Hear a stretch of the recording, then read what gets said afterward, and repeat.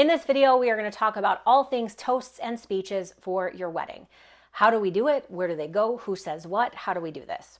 For those of you just stumbling across this video, hi, my name is Natalie. I'm an international DJ, wedding expert, and the creator of The Wedding Lab, where I help couples just like you plan their dream wedding on any budget by unlocking the secrets of the wedding industry. But if you're interested in more videos about wedding planning and how to make it the best for you, don't forget to like and subscribe here, and you'll get a new video every Wednesday night.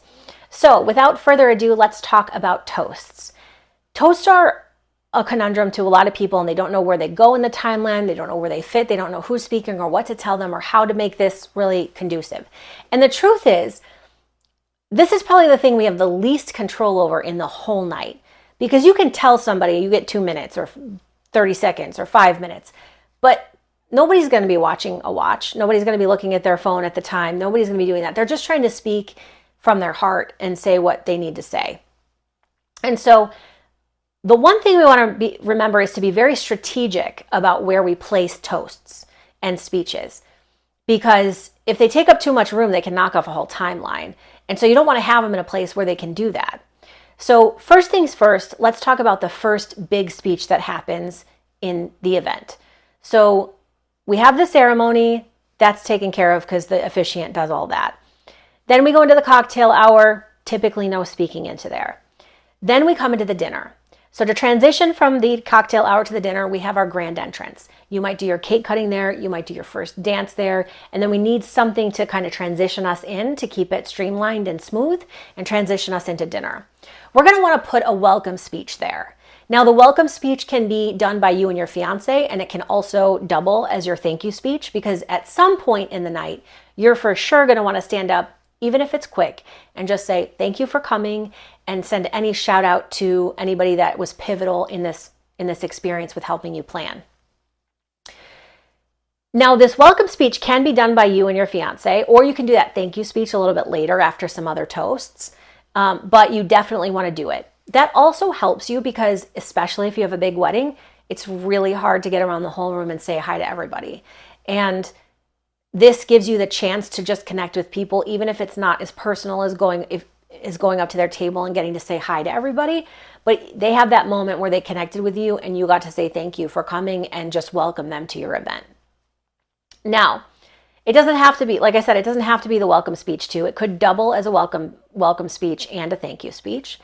But for this, we do want to have somebody welcome everybody. So we're going to transition into dinner. We want somebody to stand up and say, welcome, thank you. If you're having your parents speak, this is a good time. If you want to split up the parents from, say, the best man and maid of honor, a good time to have the parents is before, when we first come in like that, because that's the welcome. That's the first moment that we see somebody and somebody starts talking to us.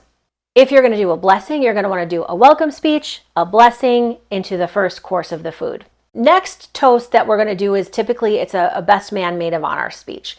A lot of times people don't know where to put these toasts. Sometimes they want to put them towards the end of the meal because they don't want people to be interrupted when they're eating. Sometimes they want to put it in the beginning. Sometimes they want to do it before the food comes out. Here's my best suggestion. Obviously, this is your day. Want it to be whatever you want it to be. But the toasts can throw, like we talked about, the toast can throw off a whole timeline. So my best suggestion is to put the toasts at the beginning of the dinner. Because if you have a lot of people talking or somebody who's very long-winded, the MC, the wedding planner, whoever can talk with the catering people. And if they're like, hey, we need to bring out the next course, we can pause after that toasts. After whoever's up, we'll let them finish their toast. They'll pause. The service staff will come out, clean up the plates, put more plates down, and then we can continue once the plates are down so nobody's clinking stuff while they're speaking, and then continue with the toasts. Now, if you only have 2 people speaking, it's not that big of a deal. You can really put it anywhere. But if you have a lot of people talking, we want to be really strategic about it. A mistake that a lot of people make is putting it at the end of the meal. Now, if you're trying to use it as a transition because maybe you have to switch rooms, that's a smart move because you want to get everybody to go to the other room. So you'll say, can you come join us for a toast in the other room?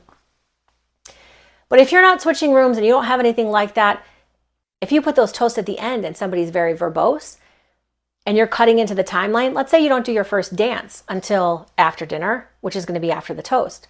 Let's say your photographer's contract ends at 8:30, dinner went a little bit longer, and Uncle Joe is still talking 20 minutes later. Your photographer is out of contract, so now you have to pay overtime just so they can get the first dance. We don't want to put ourselves into a position like that.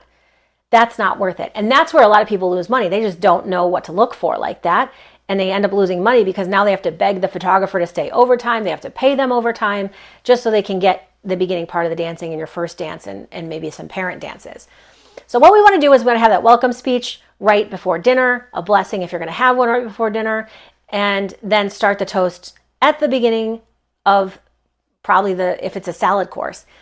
If it's a buffet style, you want to let everybody go get some food.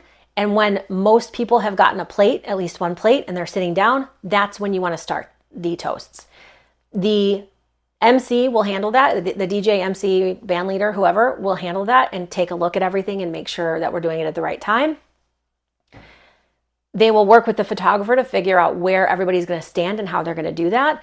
And we'll kind of do that all together. But when you're talking about toasts, you want to do that. It's not as easy to say you have 2 minutes because 2 minutes doesn't really mean anything when it comes to that night. People are nervous. Some people are better speakers than others and all of that. And we just want to be strategic about where we put it. If you're having a ton of toasts, have it as early as possible after the dinner's served. If you're needing to get people moving into different areas, be strategic about where you place it.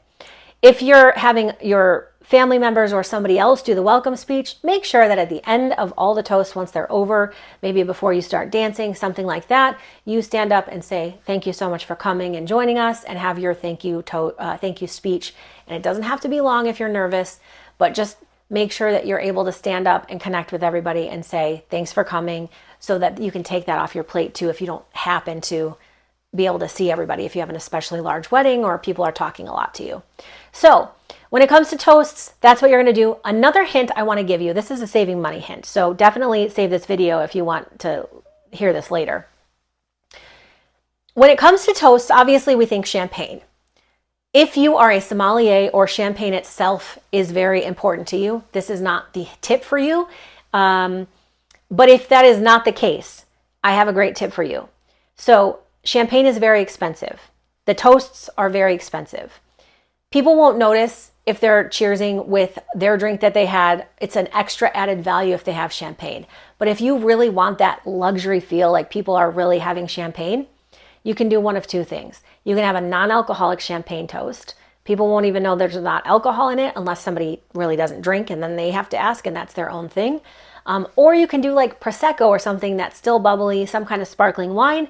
It is half the price of champagne, and you still get that full experience. That's a little bit of luxury, and you get to have that all together. So if you're looking to do a champagne toast and you don't want to pay the price of champagne, those are some options for you. Otherwise, if you want to do a toast, you don't have to have a champagne toast. You can just do a toast with the drinks that are at the table. That's all I have for you today. Congratulations on your engagement. Don't forget to like and subscribe. Get my next video next Wednesday, and I will see you on the dance floor.